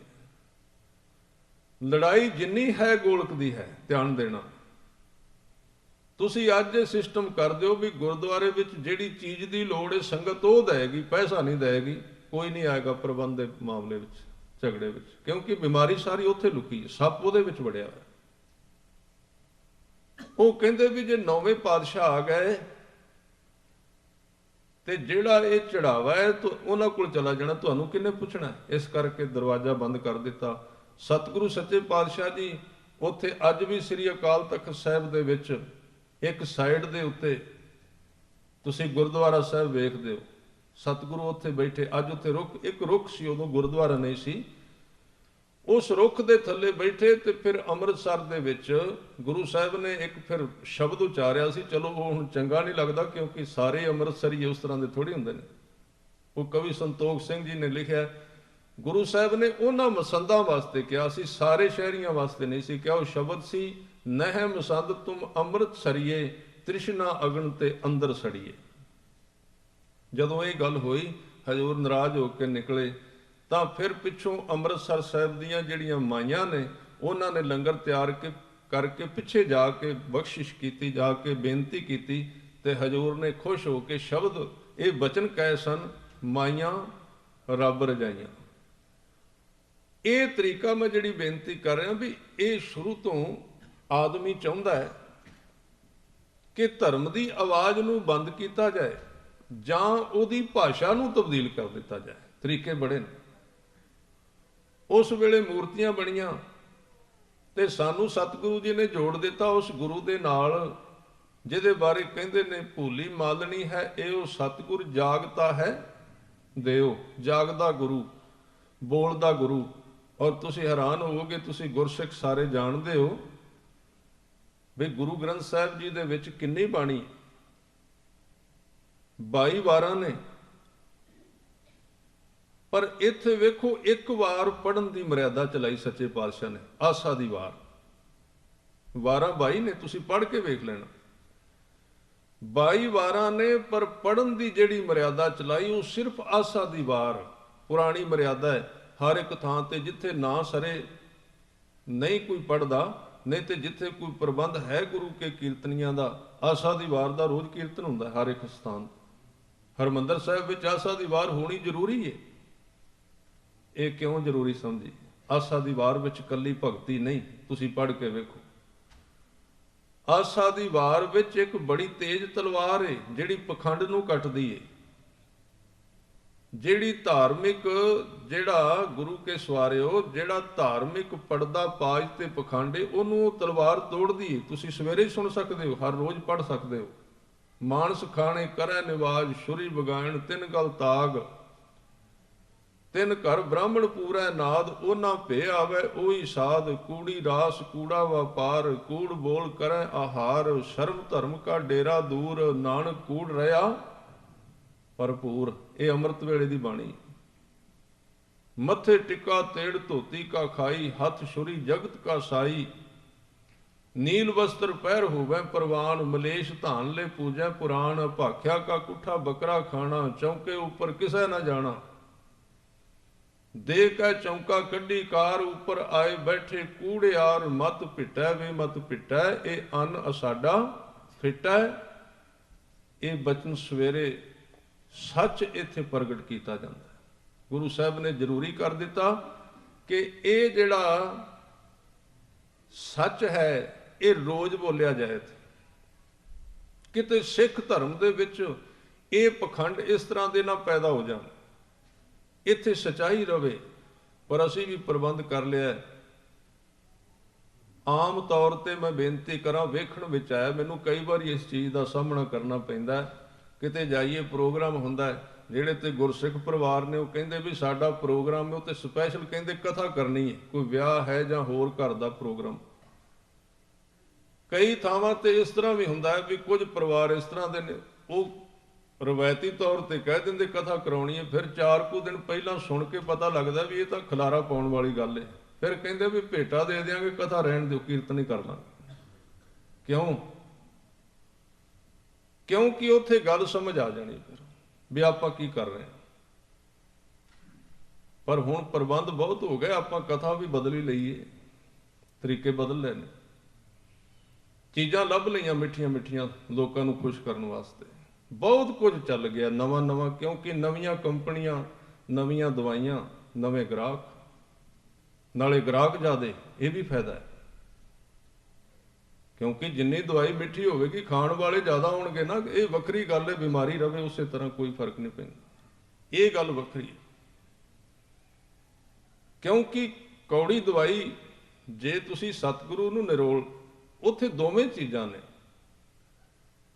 ਇਸ ਕਰਕੇ ਅੱਜ ਸਿੱਖ ਜਗਤ ਦਾ 80% ਹਿੱਸਾ ਕਥਾ ਨਾਲ ਜੁੜ ਕੇ ਰਾਜੀ ਨਹੀਂ। ਉਹ ਕਹਿੰਦੇ ਨੇ ਕੱਲਾ ਕੀਰਤਨ, ਇਕੱਲਾ ਕੀਰਤਨ। ਹਾਲਾਂਕਿ ਕੀਰਤਨ ਦਾ ਪਤਾ ਨਹੀਂ, ਕੀਰਤਨ ਦਾ ਦਰਜਾ ਜਿਹੜਾ ਹੈ ਉਹ ਭਗਤੀ ਮਾਰਗ ਹੈ। ਕੀਰਤਨ ਦਾ ਸੰਬੰਧ ਜਿਹੜਾ ਕੀਰਤਨ ਜਿਹੜਾ ਇੱਕ ਭਗਤੀ ਦਾ ਪ੍ਰਧਾਨ ਸਾਧਨ ਹੈ। ਕਲਯੁਗ ਮੈਂ ਕੀਰਤਨ ਪ੍ਰਧਾਨਾ, ਗੁਰਮੁਖ ਜਪੀਐ ਲਾਏ ਧਿਆਨਾ। ਪਰ ਕੀਰਤਨ ਵਿੱਚ ਇਹ ਫਾਇਦਾ ਹੋ ਗਿਆ ਵੀ ਸਾਜ਼ਾਂ ਦੀ ਆਵਾਜ਼ ਜ਼ਿਆਦੀ ਹੋਵੇ ਤੇ ਗੁਰੂ ਦੀ ਆਵਾਜ਼ ਥੋੜੀ ਜਿਹੀ ਘੱਟ ਹੋਵੇ, ਬੰਦਾ ਬਚਾਅ ਹੋ ਜਾਂਦਾ, ਫਾਇਦਾ ਬਹੁਤ ਹੋ ਜਾਂਦਾ। ਨਾਲੇ ਸ਼ਬਦ ਆਪਣੇ ਆਪਣੇ ਵਿੱਚੋਂ ਚੁਣ ਕੇ ਰੱਖੇ ਨੇ ਵੀ ਆਹ ਪੜਿਆ ਜੇ ਆ ਬਈ ਸਤਿਗੁਰੂ ਨੇ ਕਿਰਪਾ ਕਰ ਦਿੱਤੀ, ਥਿਰ ਕਰ ਬੈਸੋ ਹਰਜਨ ਪਿਆਰੇ, ਸਤਿਗੁਰ ਤੁਮਰੇ ਕਾਜ ਸਵਾਰੇ। ਆਪਣੇ ਆਪਣੇ ਸ਼ਬਦ। ਇਹ ਪਹਿਲਾਂ ਵੀ ਰਿਹਾ, ਇੱਕ ਸਿੱਖ ਹੋਇਆ ਆਨੰਦਪੁਰ ਸਾਹਿਬ ਦੇ ਵਿੱਚ, ਕਲਗੀਧਰ ਗੁਰੂ ਗੋਬਿੰਦ ਸਿੰਘ ਮਹਾਰਾਜ ਜੀ ਦੇ ਟਾਈਮ, ਗਰਮੀ ਦੇ ਦਿਨ ਸਨ ਤੇ ਸਤਿਗੁਰੂ ਛੱਤ ਤੇ ਸਿੱਖਾਂ ਨੂੰ ਕਹਿੰਦੇ ਵੀ ਮੰਜਾ ਡਾਓ, ਆਰਾਮ ਕਰਨਾ ਹੈ ਰਾਤ। ਛੱਤ ਤੇ ਗੁਰੂ ਕਲਗੀਧਰ ਪਾਤਸ਼ਾਹ ਮੰਜੇ ਤੇ ਆਰਾਮ ਕਰਨ ਲੱਗੇ ਤੇ ਨਾਲ ਦੀ ਗਲੀ ਵਿੱਚ ਦੋ ਸਿੱਖ ਆਪਸ ਵਿੱਚ ਝਗੜਦੇ ਨੇ, ਆਵਾਜ਼ ਆਉਂਦੀ।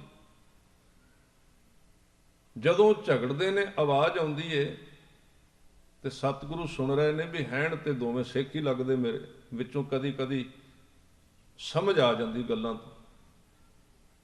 ਥੋੜਾ ਜਿਹਾ ਕੰਨ ਲਾ ਕੇ ਸੁਣਨ ਤੋਂ ਪਤਾ ਲੱਗਾ ਕਲਗੀਧਰ ਪਾਤਸ਼ਾਹ ਜੀ ਨੂੰ ਵੀ ਇਹਨਾਂ ਦੀ ਲੜਾਈ ਕੀ ਏ। ਲੜਾਈ ਇਹ ਸੀ ਵੀ ਜਿਹੜਾ ਇੱਕ ਸਿੱਖ ਹੈ ਉਹਨੇ ਦੂਜੇ ਤੋਂ ਮਾਇਆ ਲਈ ਸੀ ਗੁਰੂ ਦਾ ਨਾਮ ਲੈ ਕੇ 1 ਸਾਲ ਪਹਿਲਾਂ, ਬਈ ਤੂੰ ਮੈਨੂੰ ਮਾਇਆ ਉਧਾਰ ਦੇ, ਮੈਂ ਤੈਨੂੰ ਥੋੜੀ ਥੋੜੀ ਕਰਕੇ ਵਾਪਸ ਕਰ ਦਿਆਂਗਾ। ਉਹ ਲੈ ਤਾਂ ਲਈ, ਵਾਪਸ ਨਹੀਂ ਸੀ ਕੀਤੀ ਤੇ ਅੱਜ ਉਹ ਮੰਗਣ ਆਇਆ। ਕਈ ਵਾਰ ਆਇਆ ਤੇ ਅੱਜ ਥੋੜਾ ਜਿਹਾ ਤਕਰਾਰ ਹੋ ਗਿਆ। ਲੈਣ ਵਾਲਾ ਕਹਿੰਦਾ ਵੀ ਤੂੰ ਗੁਰੂ ਦਾ ਨਾਮ ਲੈ ਕੇ ਮੇਰੇ ਤੋਂ ਮਾਇਆ ਲਈਏ। ਉਹ ਕਹਿੰਦਾ ਜਾ।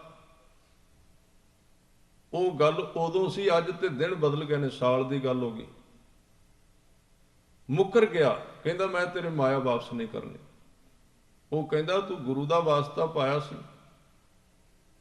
ਤੇ ਉਹ ਸਿੱਖ ਨੇ ਨਾ ਆਪਣੀ ਤੁਕ ਵਿੱਚੋਂ ਕੱਢ ਕੇ ਪੜ੍ਹ ਕੇ ਸੁਣਾ ਦਿੱਤੀ। ਕਹਿਣ ਲੱਗੇ ਲੇਖਾ ਕੋਈ ਨਾ ਪੁੱਛੇ ਹੀ ਜਾਂ ਹਰ ਬਖਸ਼ਣ ਦਾ। ਜਦੋਂ ਉਹਨੇ ਪੜ੍ਹਿਆ ਨਾ, ਉਹ ਕਹਿੰਦਾ ਵੀ ਮੈਂ ਸਿੱਖ ਹਾਂ, ਮੈਨੂੰ ਗੁਰੂ ਗੋਬਿੰਦ ਸਿੰਘ ਦਾ ਸਿੱਖ ਕਹਿੰਦੇ ਲੋਕੀ, ਇਸ ਕਰਕੇ ਸਿੱਖ ਦਾ ਕਦੀ ਲੇਖਾ ਨਹੀਂ ਹੁੰਦਾ। ਇਹ ਸੌਖਾ ਬੜਾ ਗਿਆਨ, ਸਾਨੂੰ ਵੀ ਬੜੇ ਸੁਣਾ ਜਾਂਦੇ, ਤੁਹਾਡਾ ਹੁਣ ਕੋਈ ਲੇਖਾ ਨਹੀਂ ਹੋਣਾ, ਤੁਸੀਂ ਬਸ ਸਿੱਖ ਬਣ ਗਏ ਹੋ। ਕਹਿੰਦੇ ਵੀ ਲੇਖਾ ਕੋਈ ਨਾ ਪੁੱਛੇ ਹੀ ਜਾਂ ਹਰ ਬਖਸ਼ੰਦਾ। ਜਿਹਨੇ ਲੈ ਕੇ ਖਾਧੇ ਸਨ ਉਹ ਦੇਣ ਵਾਲੇ ਨੂੰ ਕਹਿੰਦਾ ਵੀ ਮੈਨੂੰ ਕੋਈ ਸਹੁੰ ਦਾ, ਕੋਈ ਗੁਰੂ ਦਾ ਨਾਮ ਲੈ ਕੇ ਜਿਹੜੀ ਮਾਇਆ ਲਈ, ਮੇਰੇ ਕੋਲ ਕੋਈ ਲੇਖਾ ਨਹੀਂ ਹੋਣਾ, ਕਿਉਂਕਿ ਮੇਰਾ ਗੁਰੂ ਨਾਨਕ ਬੜਾ ਵੱਡਾ ਹੈ। ਕਾਹਦੇ ਵਾਸਤੇ ਗੁਰੂ ਹੈ ਜੇ ਸਿੱਖ ਪਾਪ ਹੀ ਨਾ ਕਰੇ ਤੇ ਗੁਰੂ ਦਾ ਫਾਇਦਾ ਕੀ ਹੋਇਆ। ਇੰਨਾ ਗੁਰੂ ਵੱਡਾ ਹੈ, 240 ਸਾਲ ਗੁਰੂ ਨੇ ਭਗਤੀ ਕੀਤੀ ਹੈ ਸਿੱਖ ਵਾਸਤੇ, ਤੇ ਸਿੱਖ ਹੁਣ ਸ਼ਰਾਬ ਨਾ ਪੀਵੇ ਤੇ ਫਿਰ ਫਾਇਦਾ ਕੀ ਹੈ। ਆਪੇ ਗੁਰੂ ਬਖਸ਼ ਦੇਗਾ। ਗੁਰੂ ਸਾਡਾ ਬਹੁਤ ਵੱਡਾ, ਜੋ ਮਰਜ਼ੀ ਕਰੀਏ, ਜੋ ਮਰਜ਼ੀ ਕੀਤਾ। ਸੰਗਰਾਂਦ ਵਾਲੇ ਦਿਨ ਮੱਥਾ ਟੇਕਿਆ ਤੇ ਪਾਪ ਲੈ ਗਿਆ। 1 ਮਹੀਨਾ ਫਿਰ ਕੀਤਾ। ਉਹ ਕਹਿੰਦਾ ਵੀ ਕੋਈ ਲੇਖਾ ਨਹੀਂ ਹੋਣਾ, ਲੇਖਾ ਕੋਈ ਨਾ ਪੁੱਛੇ ਜਾਂ ਹਰ ਬਖਸ਼ੰਦਾ। ਤੇ ਕਲਗੀਧਰ ਪਾਤਸ਼ਾਹ ਮੰਜੇ ਤੇ ਬਹਿ ਕੇ ਸੁਣਦੇ ਨੇ। ਕਹਿੰਦੇ ਅਜੇ ਤੇ ਮੈਂ ਸਰੀਰ ਦੇ ਵਿੱਚ ਹਾਂ ਇੱਥੇ, ਅੱਜ ਹੀ ਮੇਰਾ ਨਾਮ ਵਰਤ ਕੇ ਲੋਕੀ ਝੂਠ ਬੋਲੀ ਜਾਂਦੇ ਨੇ, ਕੱਲ ਕੀ ਬਣੇਗਾ।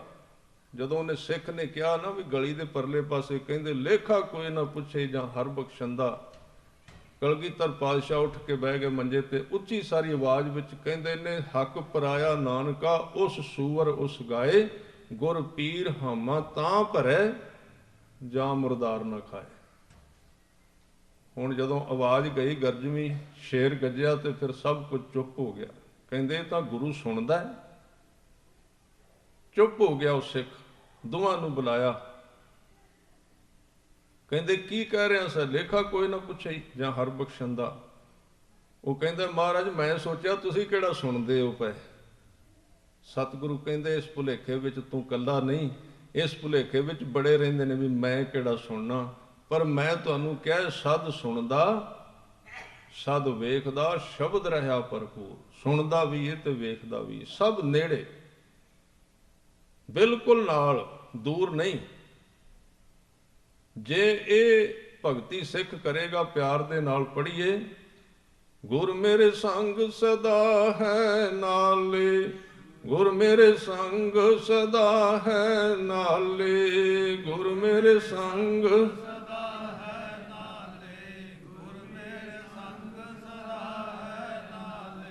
ਗੁਰ ਮੇਰੇ ਸੰਗ ਸਦਾ ਹੈ ਨਾਲੇ, ਗੁਰ ਮੇਰੇ ਸੰਗ ਸਦਾ ਹੈ ਨਾਲੇ।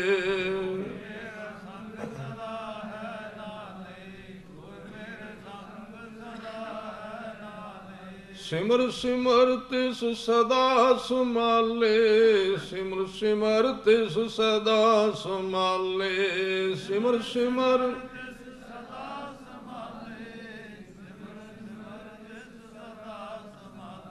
ਗੁਰ ਮੇਰੇ ਸੰਗ ਸਦਾ ਹੈ ਨਾਲੇ, ਗੁਰ ਮੇਰੇ ਸੰਗ ਸਦਾ ਹੈ ਨਾਲੇ।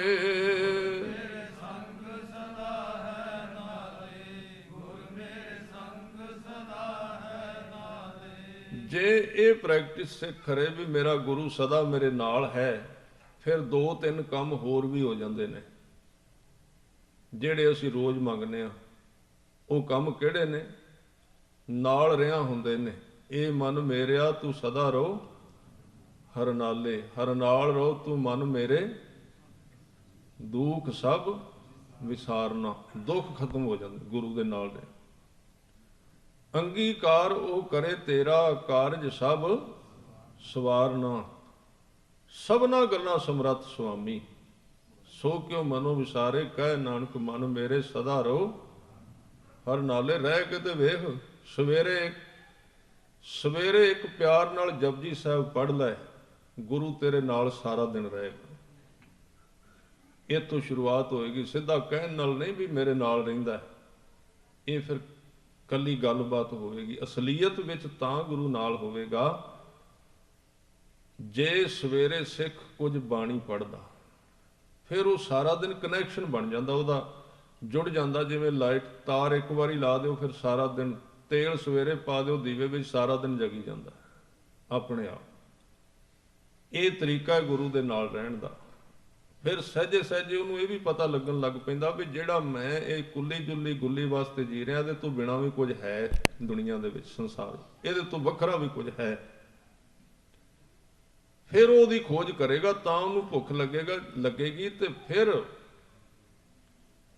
ਉਹ ਆਦਮੀ ਜਿੱਦਣ ਇਹਦੀ ਕੀਮਤ ਦਾ ਪਤਾ ਲੱਗੇਗਾ, ਫਿਰ ਸਾਰੀ ਜ਼ਿੰਦਗੀ ਸਾਰੀ ਸ਼ਕਤੀ ਲਾ ਦੇਗਾ ਉਹਨੂੰ ਲੱਭਣ ਦੀ। ਉਹਦੇ ਤੋਂ ਪਹਿਲਾਂ ਉਹਨੂੰ ਪਤਾ ਨਹੀਂ ਵੀ ਹੈ ਕੀ, ਇਹ ਕੇਵਲ ਬੁਝਾਰਤ ਲੱਗਦੀ ਜਾਂ ਇਹ ਇੱਕ ਰਵਾਇਤ ਲੱਗਦੀ ਸਾਨੂੰ ਧਰਮ ਦੀ। ਇਸ ਕਰਕੇ ਗੁਰੂ ਸਾਹਿਬ ਨੇ ਕਿਹਾ ਕਿ ਉਹ ਰੱਬ, ਉਹ ਗੁਰੂ ਜਿਹੜਾ ਬੋਲਦਾ ਸਦਾ ਹੀ। ਵਿਚਾਰ ਗੁਰੂ ਗ੍ਰੰਥ ਸਾਹਿਬ ਪਾਤਸ਼ਾਹ ਜੀ ਦੀ ਸਿੱਖ ਜ਼ਰੂਰ ਸੁਣੇ, ਜ਼ਿਆਦਾ ਨਹੀਂ, 15 ਮਿੰਟ ਰੋਜ਼। ਹੁਣ ਤਾਂ ਸਾਧਨ ਬੜੇ ਨੇ, ਜੇ ਟਾਈਮ ਨਹੀਂ ਲੱਗਦਾ ਚਲੋ,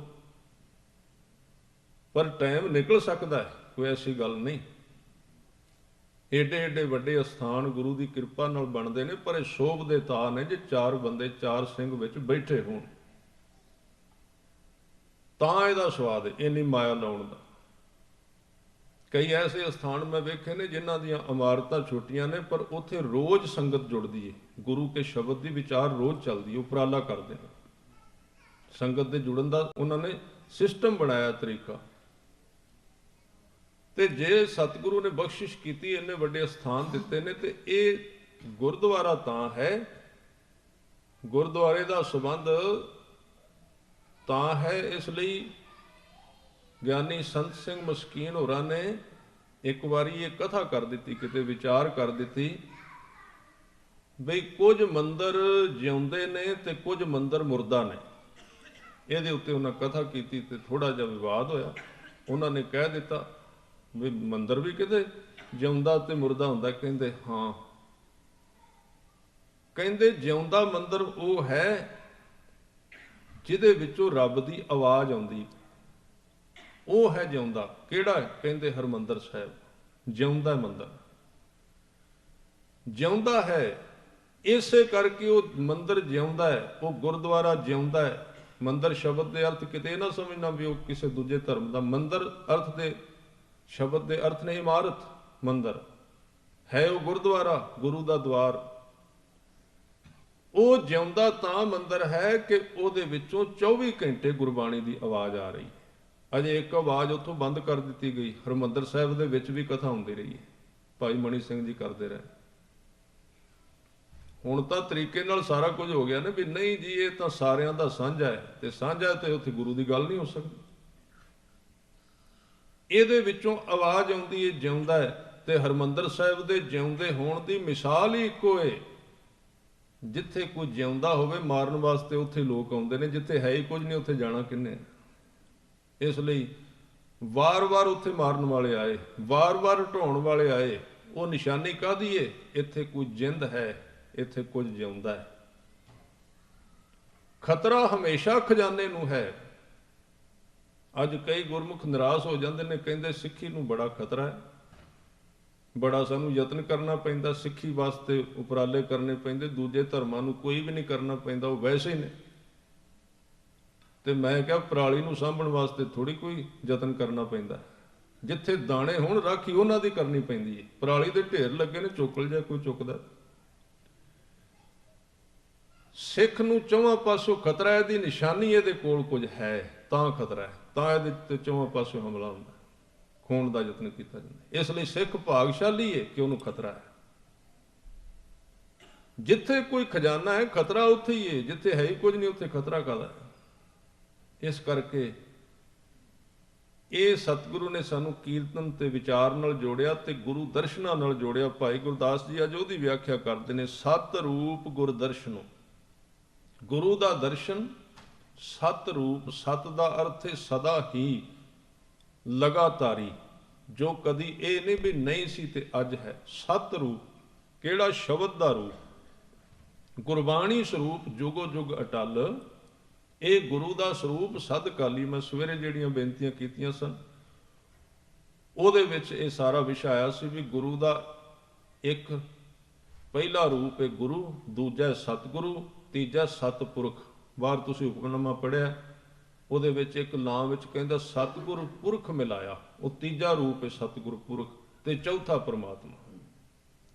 ਗੁਰੂ ਤੋਂ ਸਤਿਗੁਰੂ ਤੱਕ ਜਾਵਾਂਗੇ, ਸਤਿਗੁਰੂ ਤੋਂ ਸਤਿਪੁਰਖ ਤੱਕ, ਤੇ ਸਤਿਪੁਰਖ ਤੋਂ ਆਦਿ ਪੁਰਖ ਤੱਕ, ਜਿਹੜਾ ਲਗਾਤਾਰ ਹੈ। ਇੱਥੇ ਕਹਿ ਰਹੇ ਨੇ ਸਤ ਰੂਪ ਗੁਰ ਦਰਸ਼ਨੋ। ਗੁਰੂ ਦਾ ਦਰਸ਼ਨ, ਗੁਰੂ ਦਾ ਦਰਸ਼ਨ, ਖਾਲਸੇ ਦਾ ਦਰਸ਼ਨ, ਸੰਗਤ ਦਾ ਦਰਸ਼ਨ, ਗੁਰਸਿੱਖਾਂ ਦਾ ਦਰਸ਼ਨ, ਇਹ ਗੁਰੂ ਹੈ। ਗੁਰੂ ਗ੍ਰੰਥ ਸਾਹਿਬ ਜੀ ਸਤਿਗੁਰੂ ਨੇ। ਸਤ ਰੂਪ ਤੇ ਫਿਰ ਗੁਰਬਾਣੀ ਸਤ ਸਰੂਪ ਹੈ। ਸਤਿਗੁਰ ਕੀ ਬਾਣੀ ਸਤ ਸਤ ਕਰ ਜਾਣੋ ਗੁਰ ਸਿੱਖੋ। ਸਤ ਦਾ ਮਤਲਬ ਕਾਇਮ ਰਹਿਣ ਵਾਲਾ। ਪੂਰਨ ਬ੍ਰਹਮ ਅਚਰਜ ਦਿਖਾਇਆ। ਭਾਈ ਗੁਰਦਾਸ ਜੀ ਕਹਿੰਦੇ ਨੇ ਜਦੋਂ ਕਿਸੇ ਨੂੰ ਗੁਰੂ ਦੇ ਦੀਦਾਰ ਹੁੰਦੇ ਨੇ, ਗੁਰੂ ਕੇ ਸ਼ਬਦ ਦਾ ਪ੍ਰਕਾਸ਼ ਹੁੰਦਾ ਤੇ ਉਹ ਹੈਰਾਨ ਹੋ ਜਾਂਦਾ, ਅਚਰਜ। ਉਹ ਵੇਂਦਾ ਵੀ ਇੰਨਾ ਖਜ਼ਾਨਾ ਮੇਰੇ ਕੋਲ ਸੀ, ਮੈਂ ਸਾਰੀ ਉਮਰ ਇਹਦੀ ਸਾਰ ਨਹੀਂ ਜਾਣੀ। ਫਿਰ ਕਹਿੰਦੇ ਸਤਨਾਮ ਕਰਤਾ ਪੁਰਖ, ਪਾਰ ਬ੍ਰਹਮ ਪਰਮੇਸ਼ਰ ਧਿਆਇਆ। ਇਹ ਅਕਾਲ ਪੁਰਖ ਦੇ ਸਾਰੇ ਇਹ ਵਾਚਕ ਨਾਮ ਨੇ, ਇਸ਼ਾਰੇ ਕੀਤੇ ਗਏ ਨੂੰ ਕਿਵੇਂ ਦਾ। ਸਤ ਨਾਮ, ਉਹ ਨਾਮ ਜਿਹੜਾ ਸਦਾ ਹੀ ਕਾਇਮ ਰਹਿੰਦਾ ਹੈ, ਉਹਨੂੰ ਸਤਨਾਮ ਕਹਿੰਦੇ ਨੇ। ਸਤਨਾਮ ਜਿਹੜਾ ਹੈ, ਕੋਈ ਜਪਣ ਵਾਲਾ ਹੈ ਭਾਵੇਂ ਨਹੀਂ, ਉਹਨੇ ਸਦਾ ਹੀ ਰਹਿਣਾ। ਜੋ ਧੁਨੀ ਰੂਪ ਹੈ, ਆਵਾਜ਼ ਰੂਪ ਸਾਰੇ ਬ੍ਰਹਿਮੰਡ ਵਿੱਚ, ਕਰਤਾ, ਉਹ ਦਿਨ ਰਾਤ ਸ੍ਰਿਸ਼ਟੀ ਨੂੰ ਕਰੀ ਜਾਂਦਾ, ਬਣਾਈ ਜਾਂਦਾ, ਪੈਦਾ ਕਰੀ ਜਾਂਦਾ। ਪੁਰਖ, ਤੇ ਫਿਰ ਵਿੱਚ ਸਮਾਇਆ ਵੀ ਹੋਇਆ। ਪੁਰਖ ਦੇ ਅਰਥ ਨੇ ਪੂਰਕ, ਪੂਰਕ ਤੋਂ ਪੁਰਖ ਸ਼ਬਦ ਬਣਿਆ, ਵਿੱਚ ਸਮਾਇਆ ਹੋਇਆ। ਪੁਰਖ ਯਾਨੀ ਕਿ ਪ੍ਰਕਿਰਤੀ ਦੇ ਵਿੱਚ ਸੁੱਤਾ ਹੋਇਆ ਕਹੀਏ, ਲੇਟਿਆ ਹੋਇਆ, ਇਹਦੇ ਅਰਥ ਕੀਤੇ ਵਿਦਵਾਨਾਂ ਨੇ। ਉਹ ਪੁਰਖ ਜੋ ਸਾਰਿਆਂ ਵਿੱਚ ਸਮਾਇਆ। ਫਿਰ ਪਾਰ ਬ੍ਰਹਮ, ਪਾਰ ਬ੍ਰਹਮ ਦਾ ਮਤਲਬ ਜਿਹੜਾ ਸਾਡੇ ਵਿੱਚ ਰੱਬ ਕਹਿੰਦੇ ਨੇ ਸਾਰਿਆਂ ਵਿੱਚ, ਉਹ ਕੇਵਲ ਬ੍ਰਹਮ ਹੈ, ਸੀਮਤ ਹੈ, ਸਾਡੇ ਸਰੀਰ ਤੱਕ ਸੀਮਤ ਹੈ। ਪਰ ਪਾਰ ਬ੍ਰਹਮ ਉਹਨੂੰ ਕਹੀਏ ਜੋ ਸਰੀਰਾਂ ਤੋਂ ਵੀ ਪਾਰ ਸਾਰੇ ਬ੍ਰਹਿਮੰਡ ਵਿੱਚ ਹੈ, ਉਹਨੂੰ ਪਾਰ ਬ੍ਰਹਮ ਕਹਿੰਦੇ। ਪਰਮੇਸ਼ਰ ਸਭ ਤੋਂ ਵੱਡਾ, ਸਭ ਤੋਂ ਵੱਡਾ ਦੇਵਤਾ ਪਰਮੇਸ਼ਰ। ਧਿਆਇਆ, ਉਹਨੂੰ ਧਿਆਨ ਦੁਆਰਾ ਯਾਦ ਕੀਤਾ। ਕਾਹਦੇ ਨਾਲ ਉਹਨੂੰ ਯਾਦ ਕੀਤਾ, ਕਾਹਦੇ ਨਾਲ ਧਿਆਇਆ? ਕਹਿੰਦੇ ਸਤਿਗੁਰ ਸ਼ਬਦ ਗਿਆਨ ਸੱਚ, ਗੁਰੂ ਕੇ ਸ਼ਬਦ ਦੀ ਕਮਾਈ ਕੀਤੀ, ਗੁਰਬਾਣੀ ਦੁਆਰਾ ਉਹਨੂੰ ਚੇਤੇ ਕੀਤਾ। ਗੁਰੂ ਗ੍ਰੰਥ ਸਾਹਿਬ ਜੀ ਦੀ ਬਾਣੀ ਨੂੰ ਸਿੱਖ ਨੇ ਪੜ੍ਹਿਆ, ਉਹਨੂੰ ਵਿਚਾਰਿਆ, ਉਹਨੂੰ ਸੁਣਿਆ ਤੇ ਬਾਣੀ ਦਾ ਰੂਪ ਹੋ ਗਿਆ, ਨਾਮ ਜਪਿਆ ਉਹਨੇ। ਸਤਿਗੁਰ ਸ਼ਬਦ ਗਿਆਨ ਸੱਚ, ਸੱਚਾ ਗਿਆਨ ਮਿਲਿਆ ਉੱਥੋਂ। ਹੋਸ਼, ਗਿਆਨ ਦੇ ਅਰਥ ਨੇ ਹੋਸ਼ ਆਈ, ਮਨ ਜਾਗਿਆ। ਅਨਹਦ ਧੁਨ ਵਿਸਮਾਦ ਸੁਣਾਇਆ। ਅਨਹਦ ਧੁਨ, ਉਹ ਧੁਨ, ਉਹ ਸੰਗੀਤ ਜਿਹਦੀ ਕੋਈ ਹੱਦ ਨਹੀਂ, ਜਾਂ ਜਿਹਨੂੰ ਵਜਾਉਣਾ ਨਹੀਂ ਪੈਂਦਾ, ਜੋ ਮਨੁੱਖੀ ਅੰਤਿਸ਼ਕਰਨ ਦਾ ਇੱਕ ਸ਼ਿੰਗਾਰ ਹੈ, ਆਪਣੇ ਅੰਦਰ ਉਹ ਲਗਾਤਾਰ ਵੱਜੀ ਜਾ ਰਿਹਾ ਹੈ। ਜਦੋਂ ਹੋਰ ਚੀਜ਼ਾਂ ਸ਼ਾਂਤ ਹੋ ਜਾਂਦੀਆਂ ਨੇ ਤੇ ਮਨੁੱਖੀ ਸੁਰਤ ਉਹਨੂੰ ਸੁਣ ਸਕਦੀ ਹੈ। ਉਹ ਇਹਨਾਂ ਕੰਨਾਂ ਨਾਲ ਨਹੀਂ ਸੁਣਿਆ ਜਾ ਸਕਦਾ। ਅੱਜ ਕੱਲ੍ਹ ਬਹੁਤ ਸਾਰੇ ਪਖੰਡ ਚੱਲਦੇ ਨੇ। 5-7 ਦਿਨਾਂ ਵਿੱਚ ਕਹਿੰਦੇ ਕੰਨਾਂ ਵਿੱਚ ਆਵਾਜ਼ ਆਉਂਦੀ ਚਿੜੀਆਂ ਦੀ, ਕਾਵਾਂ ਦੀ, ਕੁੱਤਿਆਂ ਦੇ ਭੌਂਕਣ ਦੀ। ਇਹ ਤਾਂ ਬਾਹਰ ਵੀ ਬੜੀਆਂ ਨੇ, ਇਹ ਕਿਹੜਾ ਅਨਹਦ ਹੋਇਆ? ਉਹਦਾ ਸੰਬੰਧ ਇਹਨਾਂ ਕੰਨਾਂ ਨਾਲ ਨਹੀਂ ਹੈ। ਜਿਹਨੂੰ ਗੁਰੂ ਸਾਹਿਬ ਕਹਿੰਦੇ ਵਾਜੇ ਅਨਹਦ ਤੂਰੇ, ਉਹ ਮਨੁੱਖੀ ਸੁਰਤ ਦੀ ਖੁਸ਼ੀ ਦਾ ਇੱਕ ਨਾਚ, ਉਹਦੇ ਵਿੱਚ ਉਹ ਰਸ ਲੈਂਦਾ। ਉਹਦੇ ਵਿੱਚ ਉਹਨੂੰ ਕਹਿੰਦੇ ਅਨਹਦ ਧੁਨ ਵਿਸਮਾਦ। ਵਿਸਮਾਦ ਦਾ ਮਤਲਬ ਹੈ ਇਹ ਰਸ ਦੇਣ ਵਾਲਾ ਆਨੰਦ। ਵਿਸਮਾਦ ਸੁਣਾਇਆ। ਕਹਿੰਦੇ ਗੁਰਮੁਖ ਪੰਥ ਚਲਾਇਓਨ।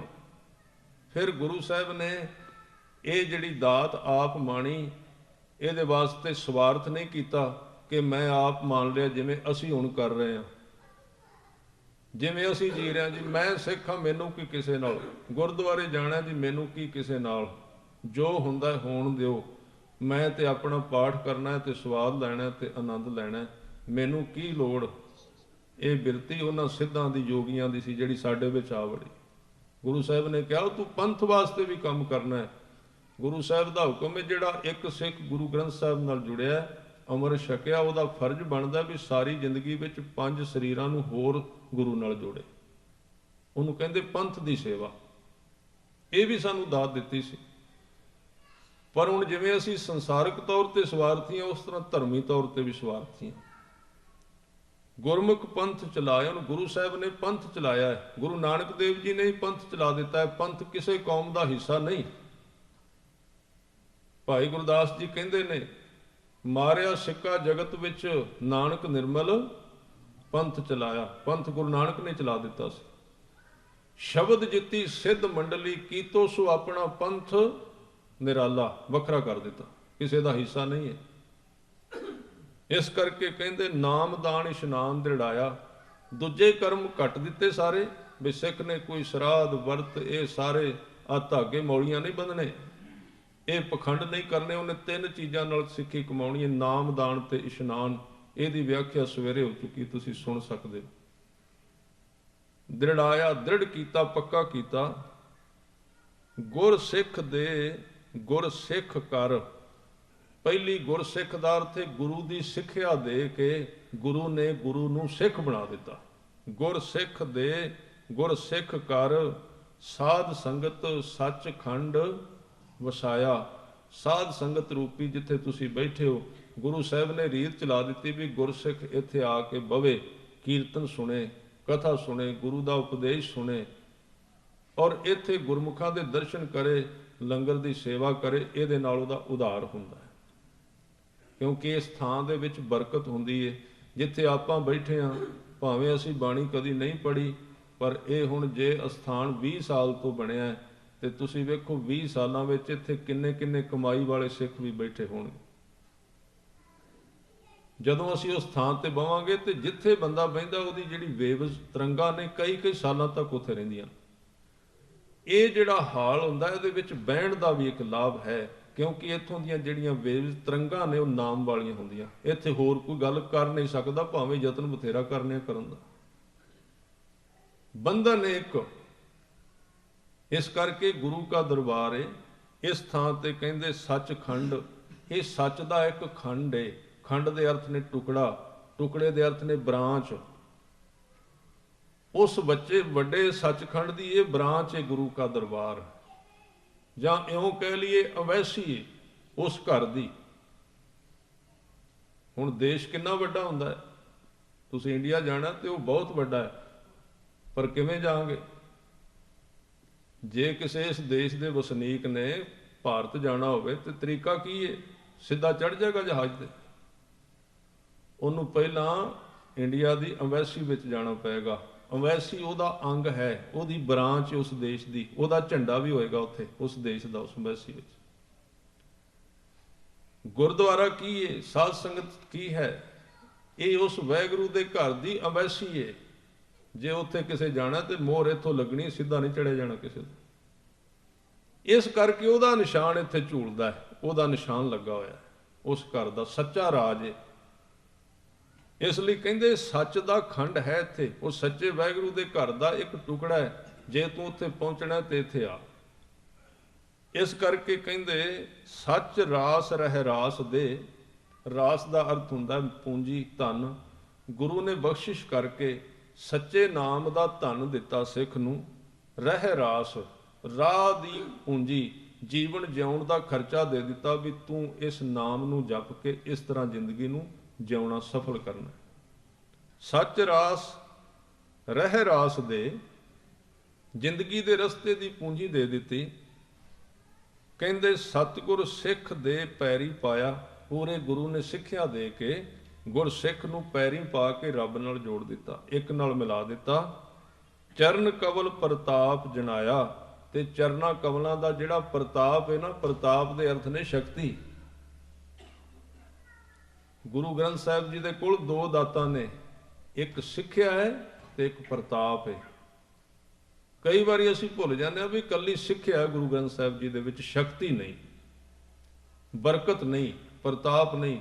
ਅੱਜ ਕੱਲ੍ਹ ਅਸੀਂ ਬਹੁਤ ਲੋਕ ਕਹਿ ਰਹੇ ਨੇ ਵੀ ਤੁਸੀਂ ਗੱਲ ਸੁਣੋ, ਬਸ ਗੁਰੂ ਗ੍ਰੰਥ ਸਾਹਿਬ ਜੀ ਨੂੰ ਸਮਝੋ ਕੱਲਾ। ਉਹ ਕੱਲੀ ਸਿੱਖਿਆ, ਉਹ ਅੱਧਾ ਹਿੱਸਾ ਹੈ। ਗੁਰੂ ਗ੍ਰੰਥ ਸਾਹਿਬ ਜੀ ਸਿੱਖਿਆ ਜ਼ਰੂਰ ਦਿੰਦੇ ਨੇ, ਕੋਈ ਸ਼ੱਕ ਨਹੀਂ, ਪਰ ਉਹਦਾ ਪ੍ਰਤਾਪ ਵੀ ਹੈ। ਗੁਰੂ ਗ੍ਰੰਥ ਸਾਹਿਬ ਜੀ ਵਿੱਚ ਸ਼ਕਤੀ ਵੀ ਹੈ, ਤਾਕਤ ਵੀ। ਜਿਨੀ ਤੂੰ ਸੇਵਿਆ ਭਾਉ ਕਰ, ਸੇ ਤੁਧ ਪਾਰ ਉਤਾਰਿਆ। ਜਿਨ੍ਹਾਂ ਨੇ ਤੇਰੀ ਸੇਵਾ ਪਿਆਰ ਨਾਲ ਕੀਤੀ ਏ, ਉਹਨਾਂ ਦਾ ਪਾਰ ਉਤਾਰਾ ਕਰ ਦਿੱਤਾ ਪੂਰੇ ਗੁਰੂ ਨੇ। ਇਹ ਭਾਈ ਗੁਰਦਾਸ ਜੀ ਇਹਨਾਂ ਲਫ਼ਜ਼ਾਂ ਦੇ ਵਿੱਚ ਬਖਸ਼ਿਸ਼ਾਂ ਕਰ ਰਹੇ ਨੇ। ਸੋ ਇਹ ਸਿਧਾਂਤ ਜੋ 23 ਨੰਬਰ ਵਾਰ ਵਿੱਚ ਪਹਿਲੀ ਪੌੜੀ ਵਿੱਚ ਉਹਨਾਂ ਨੇ ਬਖਸ਼ਿਸ਼ ਕੀਤਾ, ਆਪ ਜੀ ਨਾਲ ਸਾਂਝਾ ਕੀਤਾ ਗਿਆ। ਸੋ ਇਹਨਾਂ ਚਿਰ ਵਿਚਾਰਾਂ ਕਰਦਿਆਂ ਤੋਂ ਬੇਅੰਤ ਪ੍ਰਕਾਰ ਦੀਆਂ ਭੁੱਲਾਂ ਹੋਈਆਂ, ਆਪ ਜੀ ਨੇ ਬਖਸ਼ ਦੇਣਾ ਸਾਧ ਸੰਗਤ ਜੀ। ਆਓ ਅਗਲਾ ਪ੍ਰੋਗਰਾਮ ਆਪ ਜੀ ਸਰਵਣ ਕਰੋ, ਫਤਿਹ ਦੀ ਸਾਂਝ ਕਰੋ। ਵਾਹਿਗੁਰੂ ਜੀ ਕਾ ਖਾਲਸਾ, ਵਾਹਿਗੁਰੂ।